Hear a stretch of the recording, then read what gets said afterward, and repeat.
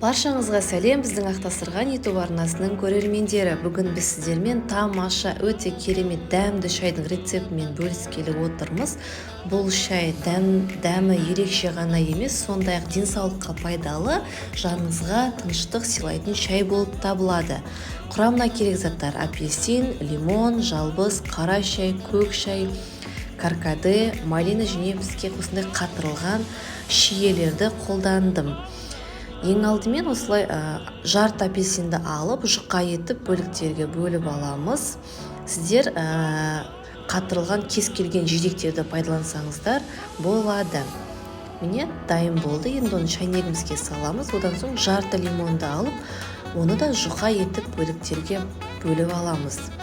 Шайнегіңіздің көлеміне қарай, әрине құрамына салатын заттардың да мөлшерін көбейте берсеңіздер болады. Енді оның үстіне осылай қатырылған шиелерімізді салып шығамыз. Және жалбыз қажет болады. Әрине жалбыз бізге өте керемет бір свежий дәм беріп тұру үшін.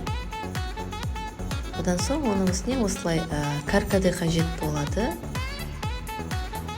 Ұнайтын болса, әрине көбірек қоса берсеңіздер болады. Бізде малина болмағандықтан осылай вареньесін қолдандық. Сіздер әрине если кептірілген болса қолдансаңыздар болады. Үстіне аздап қант қосамыз. Егер нават болса, тіпті керемет, нават қоссаңыздар да болады. Және шайдан қара шай және көк шайды қолдандық. Енді қайнап тұрған суымызды үстіне құйып 1-2 минутқа қалдырамыз.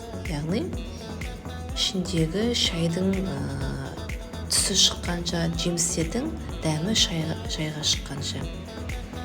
Енді оны қасықпен жақсылап бір араластырып жібереміз. Міне біздің дәмі ерекше шайымыз дайын болды. Міндетті түрде жасап көріңіздер.